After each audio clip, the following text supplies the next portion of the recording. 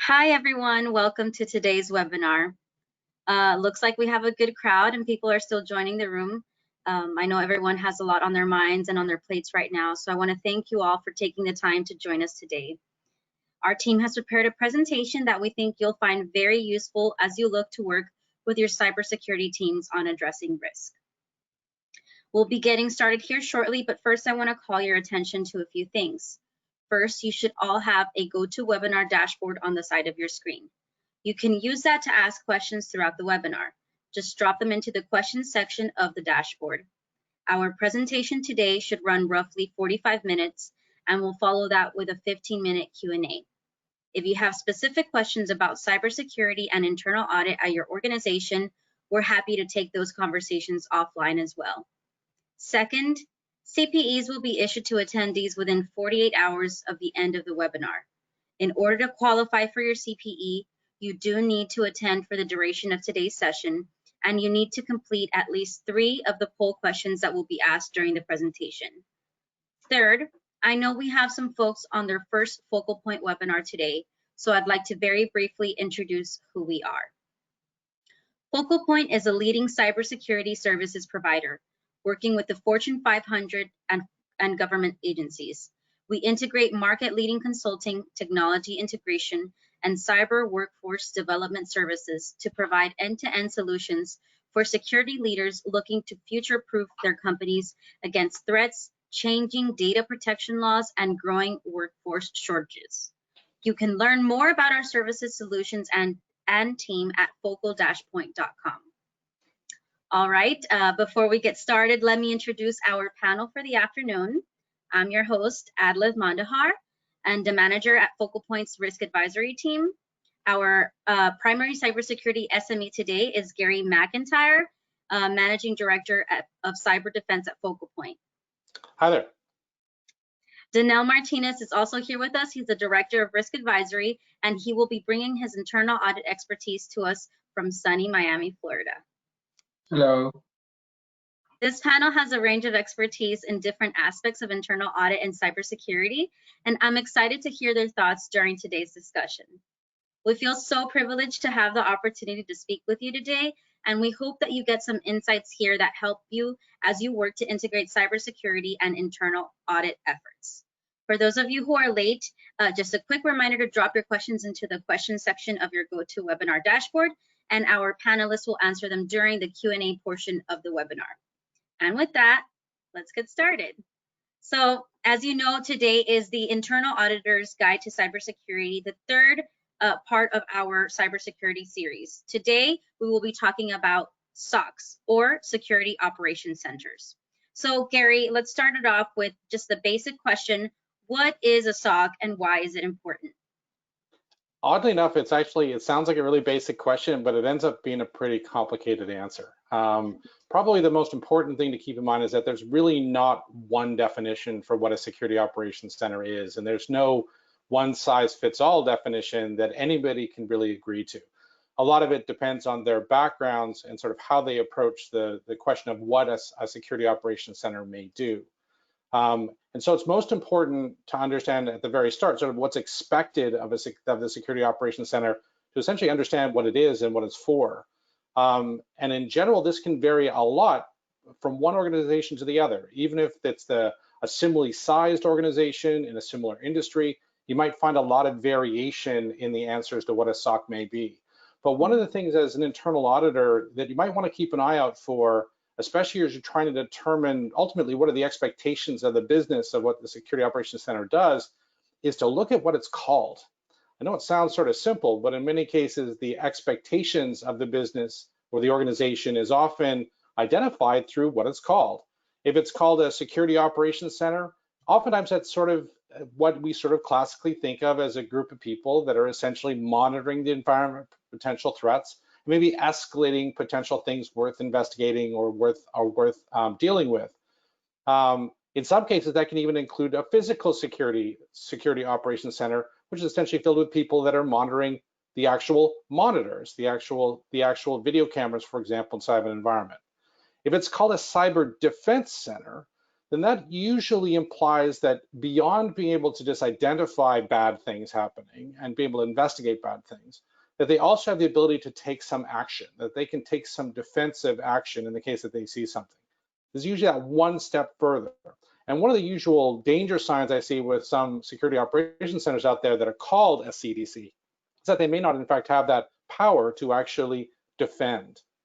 In some cases, we'll also see them called a cyber intelligence center, where essentially their job most of the time is to be able to take large amounts of data and to provide advice as to what they're seeing in that data. So a lot more advisory type function where they're essentially looking for threats within the environment and then raising that to appropriate people as a form of intelligence.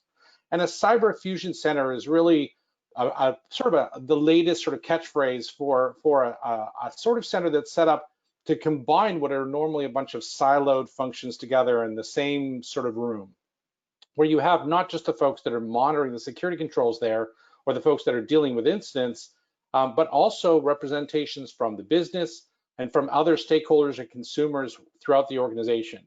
And so bringing together a lot of different expertise as well as knowledge into the same space so that you can deal with security threats more effectively. The one name that I find is a little bit of a hard one to read is going to be the one that might be called a Cybersecurity Center, this last one here on this list. It's usually a pretty generic name and is often pretty hard to determine what the expectations might be of it. So it usually, sorry, please go ahead. Oh, no, go ahead. I'm just saying how interesting. The biggest thing is that it usually comes down ultimately to the service and the value that it's intended to provide. So if you look at a SOC as an internal auditor, one of the very first questions you should be asking is, well, ultimately, what is it supposed to be able to do? And what value then is it supposed to be able to give to the organization by performing those particular functions? And so oftentimes that's sort of how we can find out best sort of what a SOC is for a particular organization. So there's some typical common SOC services that happen, and some of these are very much common, and then some that you'll find that are a little bit rarer. But in general, when it comes to what a SOC normally does, almost everybody will agree that it does some aspects of security monitoring, some ability to take usually log data and alert data being generated by multiple systems and be able to figure out that something bad may be happening in the environment that should be appropriately escalated. They'll also provide some sort of investigative function, either to look at information that may be less clear, maybe an alert that's a little bit more ambiguous, or looking at potentially a human being who's simply called up the SOC to say they're experiencing something weird. There may be a need to investigate that more thoroughly. But this can also cover investigations that might be more sensitive, maybe HR or legal-driven investigations where the SOC is expected to provide some support. If they do find something bad, SOCs are often expected to also provide incident response, to be able to either support incident response efforts or to be able to coordinate that or even to perform incident response. But what's also interesting is that in some organizations, there's a split between what the SOC does and what maybe a computer incident response team or a CERT may do. And in some cases, the SOC is really limited to, let's say, monitoring and investigating and escalating. But ultimately, the actual incident response portion may be done by a different team. It's often an important thing to look for. Mm-hmm. Sometimes the SOC will also be responsible for some aspects of vulnerability management, often focused on making sure that we're collecting and consuming information about new vulnerabilities, that we're scanning or looking at the environment for those vulnerabilities, helping to then escalate them, and maybe even helping to assist or coordinate some remediation, the actual efforts to fix the vulnerabilities. And we'll often also see that in some cases that they'll have some responsibility at least to manage security controls, particularly if they have any sort of responsibility to take action.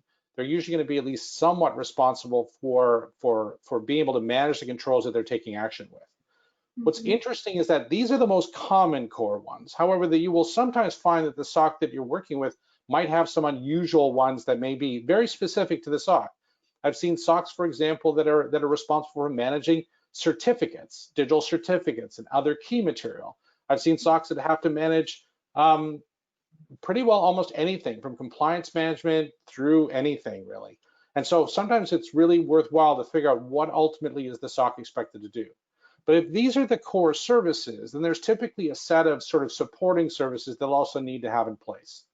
they'll need to have some ability to collect and analyze large amounts of data, usually starting with log and alert data generated by systems, but also a lot of this sort of contextual information that allows us to understand better what might be happening in the environment and information around assets and the threats that may be targeting those assets. Mm-hmm. If we are collecting all that data together, we also have to have the ability to manage it. We have a big management problem in many SOCs in that we collect a huge amount of data and then have to be able to manage it effectively through its full life cycle. And as an internal auditor, this is often an important thing to sort of keep an eye out for, because the SOC is not just collecting sensitive data, it's often aggregating that data that's usually very sensitive, but then also producing data of its own. So ensuring that appropriate sensitive data controls are in place and maintained throughout the full life cycle of the data is going to be important. They'll also typically collect threat intelligence, information that's available through various different sources that tell them about the adversaries that may be targeting the organization, or what sort of tactics, techniques, and procedures they may be using to be able to attack the environment or the assets that we're interested in. And so we're often collecting that information from a variety of sources, both open source, meaning publicly available, as well as closed source, or let's say commercial or government sources. But in some cases, the SOC is also going to be responsible for producing its own intelligence to be able to flag new trends that it might be seeing to the business, to be able to provide them answers about what sort of adversaries should be most important and that sort of thing. They also, however, because they're building these systems and managing these systems, they usually also have to be able to manage those platforms that they're deploying, especially as we'll talk about later, the sort of core platforms inside of the SOC. This can include everything from platform engineering and maintaining essentially the engineering or constant re-engineering of the platform, through to its day-to-day operation, through the content or development that might be inside of it, as part of, for example, a DevOps type approach to the platforms within a SOC.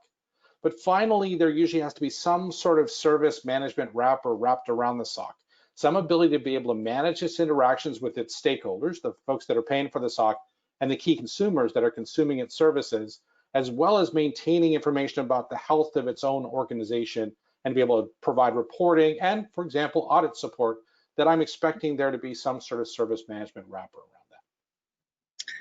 So these are very many, or there's a lot of SOC services going on here on this slide, and we could probably dive into each one in detail and find out what all that entails.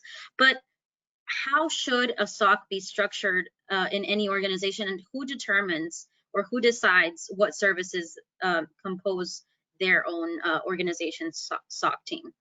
That's a really good question. I mean, usually it starts with, as most of you guys know, with the information security management system that really helps establish what are the control objectives that we're attempting to maintain. And one, obviously, the key aspects of, for example, COBIT 5 for information security is to be able to manage security services. Well, sometimes a chunk of the services that a cybersecurity organization may maintain would then, in fact, be managed by the SOC. But then how that is actually delivered is also going to be very important. In most cases, you sort of think of the SOC as being a group of people inside of a room, all providing all these services, when in fact, it's usually a hybrid that combines the internal resources of a SOC with various different external providers, whether or not that be contractors or professional services support that provide emergency incident response support, for example, or even managed security services partners. So you end up with these sort of weird hybrid delivery that is also going to be important to keep in mind. And Gary, in the last conversation, we got introduced to the blue team, the purple team, the red team. Is the SOC the same as the blue team? Can you give us a little more of that? Yeah, so the blue team is really the defender team. And certainly an area that I focus on most heavily is on the blue team. So the team that's responsible for defense, of which the SOC is obviously a front part of that defense. But it usually represents just one part of the larger blue team that may be the larger security, cybersecurity team that may be responsible, for example, for everything from the technical security controls through the governance, risk, and compliance controls, through all the other controls that represent the operation to defend the organization. The red team then would be the folks that were typically attacking or representing attackers. And then you have this weird middle ground of the purple testing, where you're using red team techniques to evaluate whether or not the blue team is successful, for example, at finding and responding to incident. All of these are very important as we put them together. Great.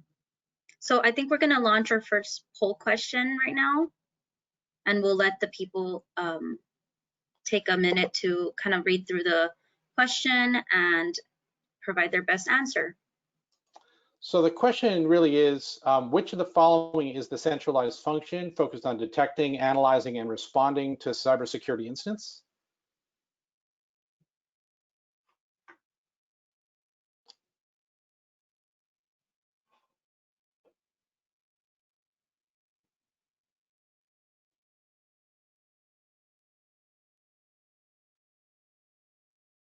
And we'll give people a few seconds here to put in their responses. Sure thing.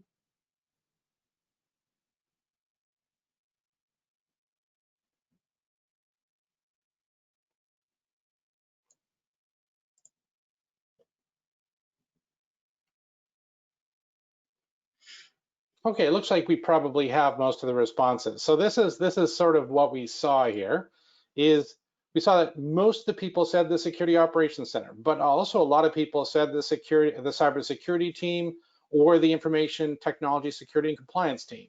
What's interesting is that although the SOC is often the center point for a lot of this, because it may not always be responsible for responding, it's also not bad to say that the cybersecurity team as a whole might be responsible for this if it goes outside of the Security Operations Center itself. So both of those answers are pretty good answers. In general, when you look at the compliance team, they're often going to be the folks that are actually making sure that this is working effectively, but may not be the ones responsible for actually executing the response. And the Network Operations Center, although it's often a good support function that we're going to be leveraging, particularly if we're dealing with a network incident, oftentimes they're the ones that are going to be helping deal with a potential incident involving the network very specifically, particularly things, for example, like network denial of service attacks and similar sorts of attacks. So thank you very much for that. Great. So moving into our next slide, we see here the long-term success of the SOC will depend on its levels of visibility and control. So let's talk a little bit about each one of these, and we'll start with visibility. What is visibility, Gary? So it's sort of funny in the say that if you sort of think of what the SOC does, which is, the job of a SOC is to find the bad things that are going on inside the environment. And if you think of even your own day-to-day life, if you're driving a car, for example, your ability to determine if something bad is about to happen is your ability to see it. Your ability to actually see it and recognize that it's actually occurring. And so this is sort of the core foundation of what the SOC needs to be able to do, is to be able to actually see what is occurring and to be able to then react to it appropriately. But what's most interesting is that almost every SOC will have things that it simply doesn't see. It might not see it simply because it was never set up to see that particular sort of threat, or it may be that that particular visibility was obscured because they were dealing with something else at the same time. So one of the most important things about it is to make sure that visibility is really recognizing of all about what they can see, but also recognizing that it's also what they can't see. If we notice as an auditor that as part of a simulation or exercise, or as part of a post-incident review, that there were things that it could have seen but didn't, that's usually an area that we want to sort of dive into and understand best, why is it that they didn't see it? Was the raw data not available to them? Was that data not analyzed well? And as such, we do want to understand it. So there's a potentially wide range of things that the SOC would need to be able to see. And usually most folks would recognize that they need to be able to see logs, for example, a very basic sort of information, and the alerts that might be generated of various different security controls. But unless those logs and alerts are extremely clear, meaning they mean exactly what they say, it's very clear what they mean, but also very clear what action to take around them, a SOC usually requires a lot more additional data to actually be able to do their jobs. They need to have a great deal of contextual information about what's going on inside the environment, how the environment is configured, the assets within the environment, whether or not they're critical or not, who the owners or custodians of those assets may be, what previous incidents may have involved those assets in the past, and to have data that is not just about now, meaning the real-time sort of view of data, but also maybe a near real-time view of data going back a short amount of time, maybe a few hours or a day, to even more historical analysis over months potentially to be able to identify, for example, threats that might be very slow, the so-called low and slow sort of attacks. So there's typically a very wide range of data that we're expecting them to be able to see. Yeah, so we want to survey actually the audience and the people who are attending today's webinar. How many of you guys think that, you know, what sorts of data is least likely to be consumed by a SOC? And we'll let the people vote.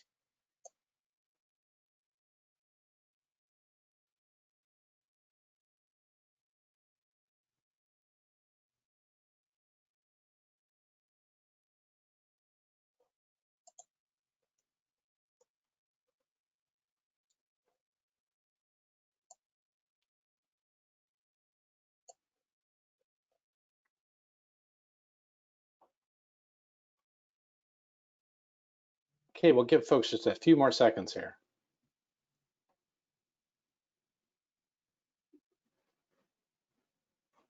Okay. Very interesting results. In general, we want the SOC to have as much data as possible. And the best answer really is going to be the one that sort of starts with that great and the best and worst security answer ever, which is it depends. And it largely depends on what the SOC is looking for. If the SOC is trying to answer particular questions, certain types of information is going to be more valuable to them.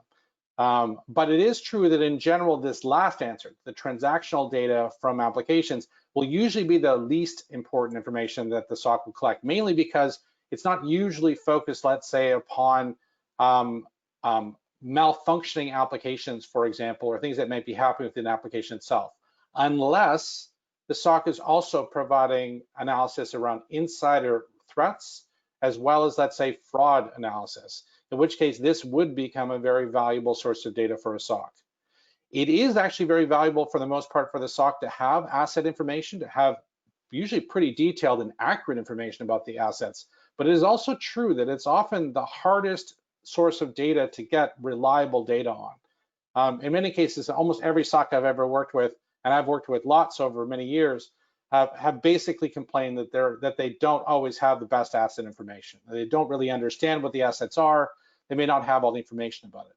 But in general, that we want that asset information because it's definitely helpful at helping determine if a threat against an asset is going to be actually successful because it's vulnerable, for example, and whether or not that asset itself is critical.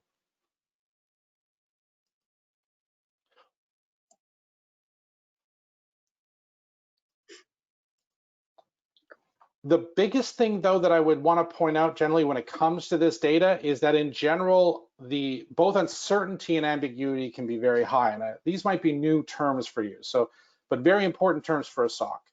The idea of uncertainty is that essentially you're dealing with incomplete data, where you're just missing large amounts of data, and yet you're still expected to be able to make decisions about whether or not something bad may be happening or what, let's say, a particular log or alert may mean.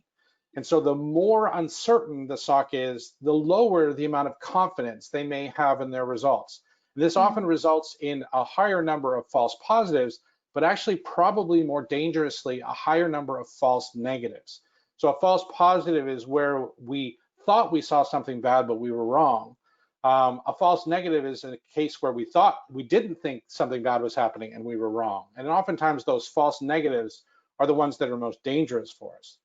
But also a big challenge for the SOC is information that's ambiguous. And what ambiguity is really about is data that can be interpreted in multiple different ways, and not having the sort of ability to be able to figure out, well, which way is that data meaning? How do I investigate from information that might be less clear? The data might be there, but it's simply not clear. It's going to be a big challenge.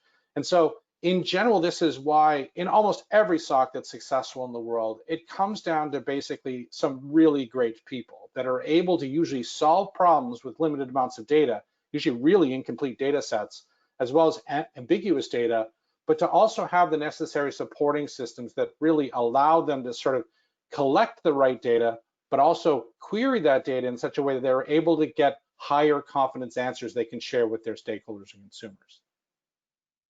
That's great. I have a question as an auditor. Sometimes we want to get times, or certain time periods worth of logs. How does this pose a problem for the SOC?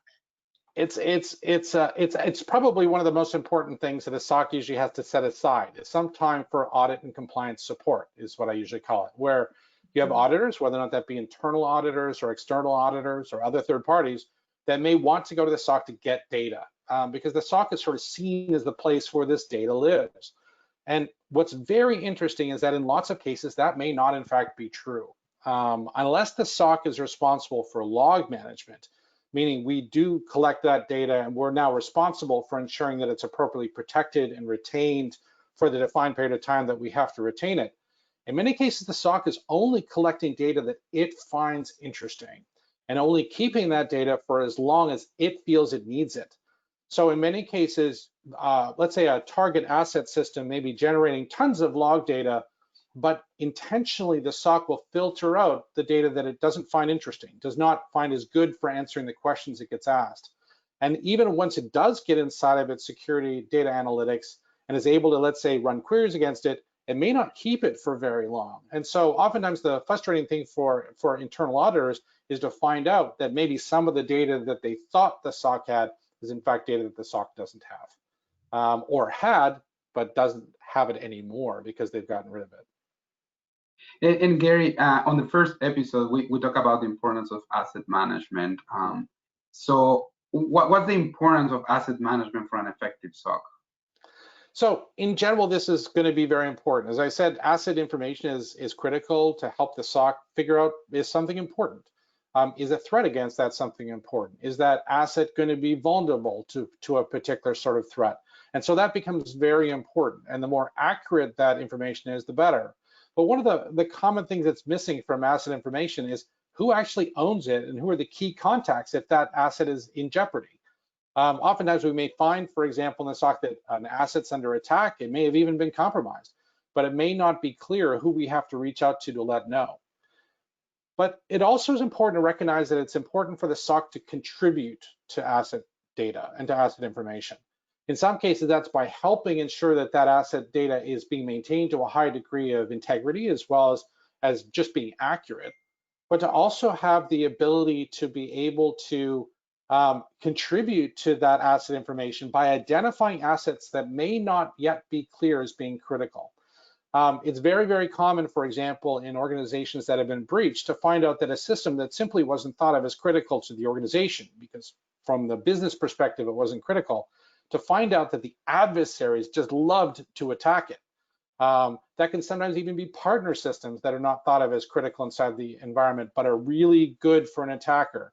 And so oftentimes the SOC's job in part is to provide feedback back into the asset management system to be able, and to those processes, to be able to identify assets that should be considered more critical because the adversaries find them more interesting. Now, on that note of asset management, how often do you see where clients and organizations fail to communicate things like server changes, server additions, modifications, that kind of thing? All the time, and it's almost impossible to keep up on it. If there's no good asset management system that's sort of being kept up to date, it's extremely difficult. Much like, let's say, not having good HR management data would be an important thing.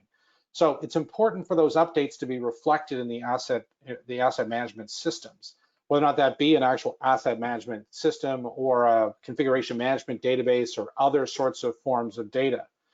So it's going to be quite important to be able to make sure that we actually have that data there. Great. And so we talked about visibility, and we want to talk now a little bit about the controls and the response that kind of occurs within the SOC. What kind of tools and knowledge are needed to be, that the SOC needs to be successful? So, I mean, in general, I mean, it depends, as always. I love that answer, and I believe that there should always be a lingo bingo square that says it depends, because people like to use that answer a lot. But it does depend on what the SOC is expected to do. And the technology stack that might be really appropriate to one SOC might not be as appropriate for the next.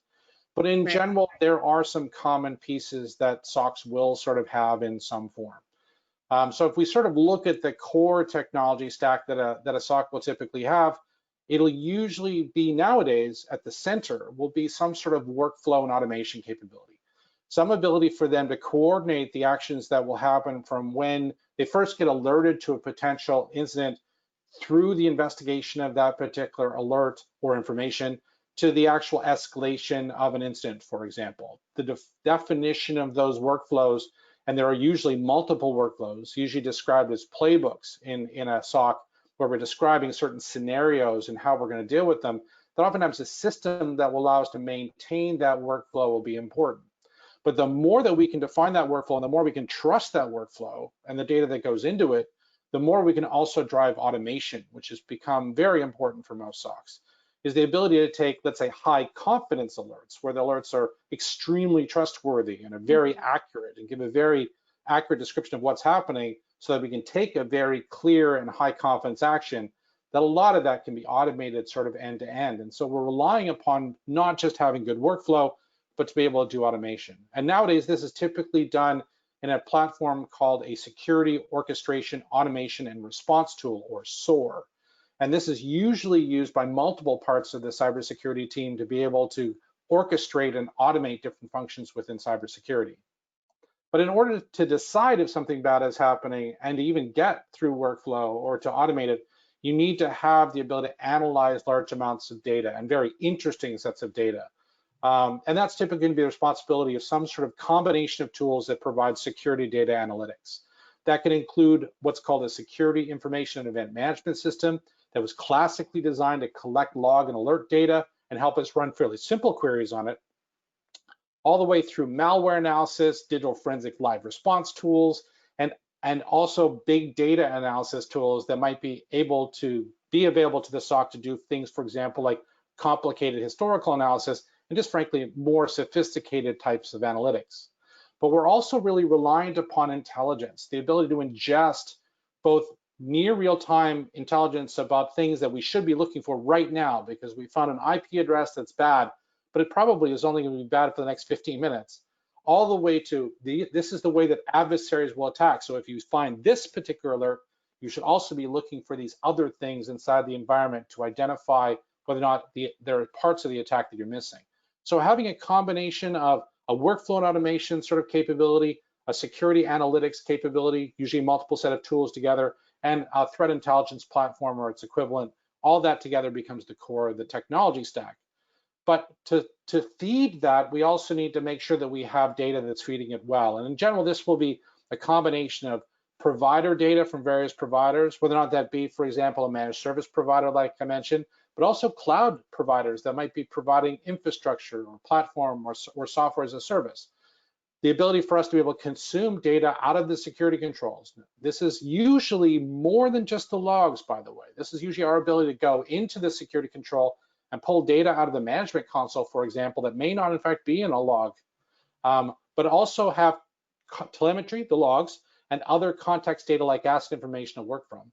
And ideally, if we're also responsible for response, to be able to use that workflow and automation to be able to drive response through the security controls. But also on the backside, as we find out about bad things, we have to bring it to somebody's attention, we have to have the ability to collaborate and communicate well.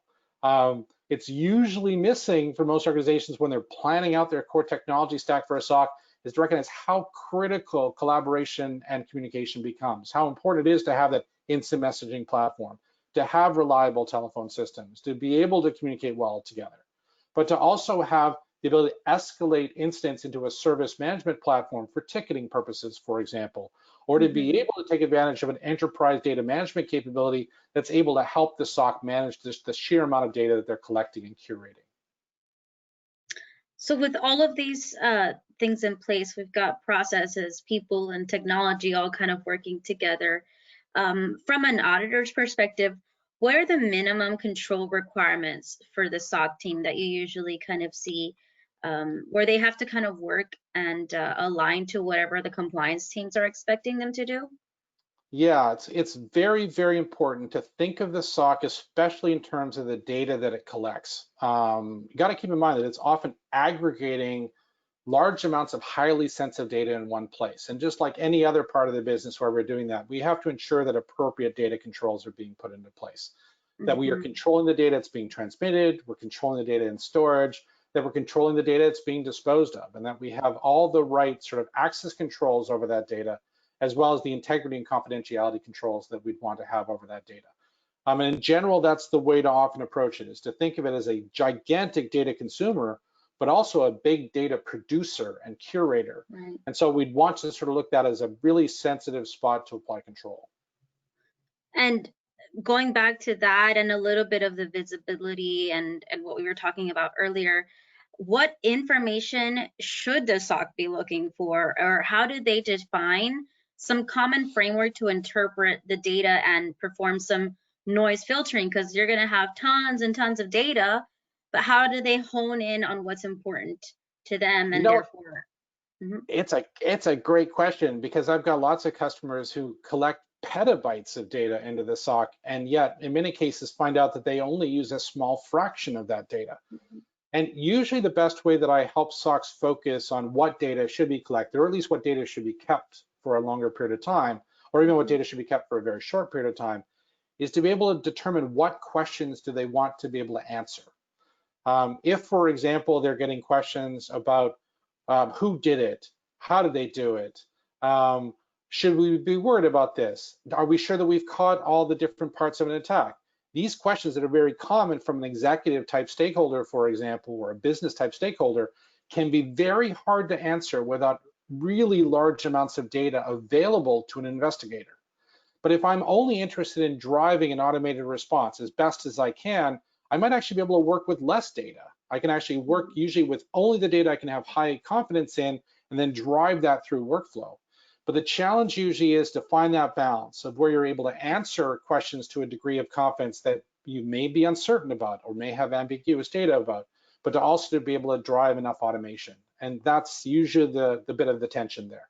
But the danger sign is usually the customers where they say, oh, we just collect all the data and we'll figure out how to use it later. That usually never works out well. And so oftentimes we try to focus on what are the questions we're trying to answer and what's the data best available to us to answer those questions. And Gary, with automation being the word of the day, right? And with you mentioned earlier, a great team is a critical piece of a SOC. So going back to the Equifax situation, how can automation kind of hurt, depending on, you know, the combination of having great automation and at the same time having a great team? Can you walk us through that? Yeah, it's actually where automation can be both a really great thing and a really, really difficult thing. Automation can obviously free up human attention, right? By making it so that something is fully automated, they don't have to pay attention to. They can focus on things that might be more uncertain or more ambiguous. They can focus on more complex investigations, things that are better for human beings to chew on, and give, let's say, the easier things or the simpler things or the highest confidence things to automation to be able to deal with. But what we've started to find is that one of the biggest dangers that we found is that automation can be just as much of a problem for most SOCs as it's a key support. And what I mean by that is that it's sort of like self-driving cars, if you're familiar with self-driving cars. Today we have cars, for example, that are readily available that might do some aspects of modest automation, maybe adaptive cruise control or making sure you stay in your lane. But for the most part, it still relies upon you as an individual driver to be able to keep alert and focused and make most of the decisions. The sort of next step from that is to have some level of automation, similar to what a Tesla autopilot may do, where under normal conditions, it's able to do things automatically, but it still relies upon the user to be able to, the driver, to be able to take action or take control if something unusual happens or a condition, emergency condition occurs. And so it relies upon them to do that. But the problem is, and this is what we've been finding out with self-driving cars, just as much as we find out about this in a SOC, is that if I'm only automating to that level, it's very hard for people to maintain their attention on it. It's very hard for people not to trust the automation. They learn to sort of rely upon the automation as a bit of a crutch. And so if you're expecting, for example, an alert to occur, and that alert just doesn't occur, your assumption is, well, the technology must be working. It should be fine. We're just not seeing that particular sort of attack. And I think that was part of what happened in the Equifax example, is where they had a very good control, an excellent investment in a good control, but because that control was not operating effectively, because the encryption keys had not been properly maintained, what they didn't know was that the control was not working as intended. The automation essentially had failed, and nobody had really thought for a long period of time to check to see if that had in fact been the case. So normally inside of most SOCs, I try to emphasize that they should go as far as what the equivalent would be in a self-driving car of a level 5, full automation. Make it so that as much as possible, you try to go full automation, but recognize that when you only have automation that sort of supports, that you don't make it so that you're completely reliant upon it. You're always questioning its trustworthiness as part of what a SOC does on a day-to-day basis. And on that note, we have one last poll question. And this is really just more of an opinion question. Like, in your opinion, would having had better data analysis likely have helped the SOC to detect that Equifax breach sooner?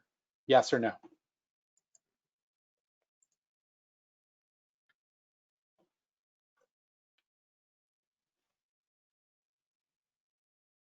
And I'll give people a few more seconds here.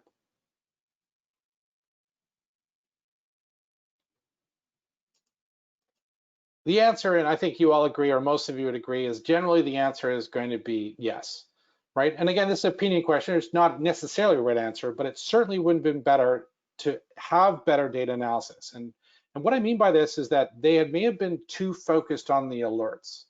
And assuming that an absence of alerts mean that something bad is happening is usually a mistake. And so part of what we try to do with the analytics available inside of most of the platforms now is not only look for alerts, but to also verify that the controls are working as intended. And there's a couple of ways to do that.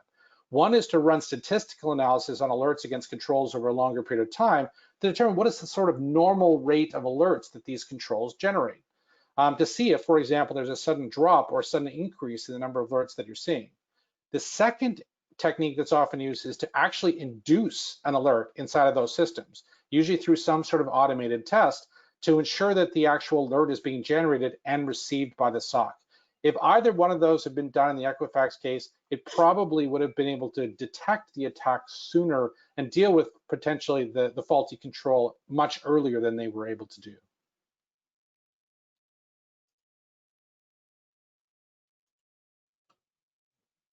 So this certainly did, in my opinion, contribute to the Equifax breach, not in helping them to stop it or to prevent it, but more in their ability to detect it sooner, which is really the job of the SOC, is to be able to detect things sooner. And in general, this is that idea that I often use when I'm talking to SOCs about fidelity, the idea that when they decide that something bad is happening, they've got to be right most of the time. When they decide that nothing bad is happening, they've got to be right most of the time. And so you have to actually be focused on improving essentially the fidelity of the SOC. And if it had been a higher fidelity, they might have been able to catch this breach much sooner. Great. Moving into a little bit of the incident handling, we have a question here. How does a SOC fit into the wider information security program? So in general, the SOC's job is to act in sort of real time to find things that are bad that are happening in the environment. Where other parts of the cybersecurity program might be focused, for example, on ensuring that we have appropriate controls in place, whether or not that be governance controls, governance risk compliance controls, or whether or not we also have good technical controls in place. Ultimately, the SOC's job is to be able to take the information being generated from the environment, but also from people, and determine if bad things are happening, and to be able to ensure that with a certain degree of confidence, they're able to then escalate and or respond to those particular incidents. In general, that means that they have a sort of core responsibility to be able to monitor the environment and, as I said, be able to bring those incidents to bear. But if I was going to expand on that, I would say there's probably three sort of key things that I expect out of most SOCs, given that sort of core set of services that normally we would see a SOC do. And the first one is a bit of an interesting for most folks. We often talk as auditors or as internal auditors about risk management, the ability to manage risks to the assets. And in general, in order to be able to calculate risk, you sort of need to know a lot of information about it. You need to know the value of the asset, You need to know the prevalence of the vulnerabilities as well as the potential severity of those vulnerabilities or their exploitability, and the threats that may be trying to exploit that particular asset or be able to compromise it. The more information I have, the more accurately then I can calculate risk.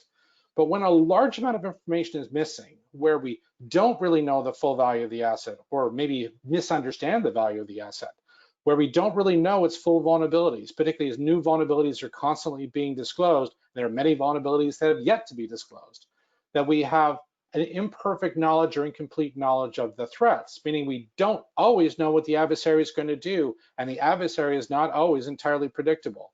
That really what the SOC is dealing with is a huge amount of uncertainty that really challenges standard risk management to sort of deal with. So the SOC's job is to be able to manage that uncertainty as best they can, to be able to work with usually intelligence analysis techniques and similar methods to be able to take inherently incomplete or ambiguous data and still be able to generate a result, but with a defined degree of confidence. And that can then help inform the further action. They obviously, if they do find bad things, they have to bring that into the incident management process and into the tools and processes and the people that are responsible for managing incidents generally within the organization. And the more accurate information they can give, the more trustworthy information they give, the more high fidelity information they can give, the better. But usually the mistake is to think that the SOC sort of stops at the incident, that once the incident has stopped, has been mitigated, that's sort of where the SOC ends. But in most cases, the SOC also might have a very strong perspective of what the ultimate root cause of that incident was. And that if we don't deal with that underlying problem, that incident could then easily recur. And in general, this is where the SOC can really contribute to problem management, is to be able to actually go in and to be able to provide some assistance to problem management there.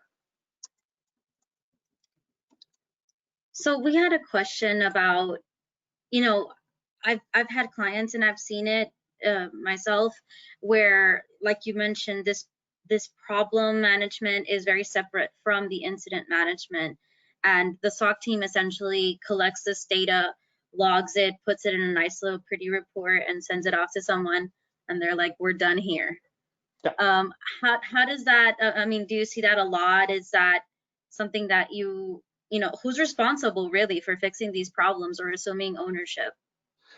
It's actually usually a fairly big disconnect. Even in good organizations with great SOCs, they'll often have a post-incident review, let's say, or a post-incident report that sort of says what happened, why did it happen, what did we do? And they'll often flag potentially a defect or problem that problem management should deal with, but then may not follow up on it, may not chase it down to make sure that in fact it's being remediated. But if the SOC is also partially responsible for vulnerability management, then in fact they're able to continue in that process, because vulnerability management is often helping to deal with problems that may, for example, require configuration changes or patches, for example. So in general, the SOC should be encouraged to basically help drive the problem, to ensure the problems are addressed, in part to ensure that the same sort of incident does not typically recur, or that can be avoided in future. So ideally, this is where you really want to make sure that they're involved there. And Gary, as trusted advisors, right, to the board and to upper management, and being the SOC a very specialized team and very specific on what they do, from your experience, what do they care about? What information do they want from me to bring back to them and explain the situation in the SOC? Well, there's usually a couple different layers of things that they're going to be expecting depending on the situation. Usually at the base, what the board or the stakeholders really want to know is they want to know, is the SOC they've invested in working as intended? Is it delivering what they're expecting? And have those expectations been met? And the ability to be able to say yes or no, or to be able to identify potential improvement, is going to obviously be important. If it's also after an incident, what the board usually is also going to be looking for is, is there something we could have done differently or better? Is there things, for example, our peers would have done or could have done that would have been better? Since that peer comparison is also going to be quite important. And to be able to identify where there's always that room for improvement there. I would say those are key things that typically the stakeholders and the board would be looking for. Yeah. I think we're coming up to the end of our presentation, but we did want you to give us kind of a general idea as to how can auditors best work with the SOC? What is our responsibility as auditors to make sure that the team is meeting their expectations? What questions should we be asking? That sort of thing. Yeah, I would say there's probably sort of 5 key strategies to work well with the SOC as an internal auditor, particularly. First is, as you mentioned, understanding and then managing those expectations. There's almost always a disconnect between the stakeholders and what they expect and what the SOC is able to deliver. And you sometimes have to manage that delta. Sometimes that means raising the SOC so it's better at its job. Sometimes it means also adjusting the expectations of the business. The second is to know ultimately what they do and how to leverage what they see and do. So knowing the limitations of their visibility, knowing the limitations of their control is also going to be important for you to know, well, how can I leverage them? Or are there other cybersecurity teams I should be looking to help me address the control objectives we may be trying to audit? We also want to ensure that internal auditors participate in exercises and simulations, in part because they represent the ability to provide, let's say, a business type simulation that would allow it to be a simulation that accurately represents a type of incident that the board or other stakeholders would find really valuable or important, and to be able to help identify ways that particular sort of incident may not be dealt with as effectively, or to be able to say that it is being able to be dealt with effectively today. We also want to understand its services, but as an internal auditor who's also looking to see if appropriate controls are applied to those services, you need to understand how it's delivered. As I mentioned, in most cases, this is a hybrid, where you have some internal resources and then multiple different parties that may be responsible for delivering portions of it, whether or not that be professional service providers, managed service providers, or cloud service providers. All of that combined with the internal can make it more complicated for the internal auditor to figure out, well, who should I be going to ensure that this is being done effectively? So being aware of how the delivery is being done is also going to be very important. And then finally, just helping the SOCs improve. Usually this means taking the large number of things that a SOC could do to improve and help them focus on the things that will allow them to meet the board expectations more effectively, and to help focus essentially those improvements on the things that would have the most benefit and value. Great. So we've gotten so much done today. I think we had so many interesting questions. This is excellent content, and it's very intriguing, very interesting from an internal audit perspective. So thank you so much, Gary, for your time spending this with us. We do have some questions that are coming in, so I'm going to just jump right on. There's a question that says, what does SOAR stand for again? Can we spell it out again? Yeah, so SOAR it's an acronym that Gartner came up with originally. It stands for Security, Orchestration, Automation, and Response. And it's usually a tool set that includes the ability to integrate and automate between various different systems, particularly between security controls. And it's essentially a way of integrating, but then orchestrating and automating different actions through these different platforms. Great, thank you for that. We have another question here that says, how can an internal auditor best help to a SOC's improvement strategy? Probably the biggest thing is to look at that strategy and help them prioritize, frankly. There's usually a large number of potential ways that they want to improve, but helping them to prioritize on what's going to be most important. And ultimately, probably in the case of really egregious problems inside of the SOC itself, to be able to help drive their timelines for improvement, as you would do with any other part of the organization. Great. I see another question here. It says, my organization is pushing hard for automation. What are the typical roadblocks that are in the way? Usually the biggest things is really understanding how trustworthy the systems are that are producing the data you'd like to automate against. And to be able to get a high enough confidence in the result that you can truly automate it. In most cases, what we find in a SOC is maybe 10% of what a SOC does can be fully automated. About 40% total can actually be partially automated, meaning let's say some elements of it can actually be supported through automation, but then the rest of it is really quite manual still, and that's improving, but the biggest inhibitors are going to be just the quality of the data that's being generated, the ability to be able to generate a high confidence result out of it. Okay. We have time for one more question. It says, do SOC team members get evaluated frequently? such as competency assessments? Yeah, so they oftentimes, as part of, let's say, workforce development within a SOC, you're typically evaluating them almost continuously. So you're always looking for ways for them to improve. It's interesting, inside of a SOC, we're often not evaluating them just as individuals, though. We're also evaluating their ability to work well as a team, as a group, or as individual pairs, for example, that might be responsible for working together on a regular basis. And so, although we often look at individuals inside of a SOC, much more frequently we're looking at the team performance and looking for any sort of constraints or inhibitors that might be keeping them from performing better. And so oftentimes when we do assessments of a SOC, we focus really heavily upon observing them and interviewing them, as well as actually doing things like purple testing mentioned at the beginning of the call to help understand how well they can do things, but also what things might be in their way to get better. Awesome. Well, right now, I think that sums up all of the time that we have for questions. We're about 2 minutes out from the end of the hour. And if you have a question that we didn't answer, or if you hadn't come up with one and you think of one later, or just want to talk to us or our experts, please feel free to reach out. You can reach us through our website, tweet us, drop us a line at info@focal-point.com. Sorry.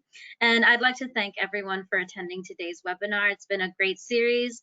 As a reminder, we'll be sending everyone a link to the recorded version of the webinar tomorrow.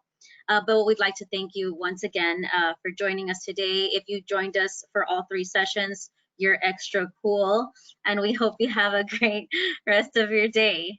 Look out for more content, you guys. Thank you. Thanks much.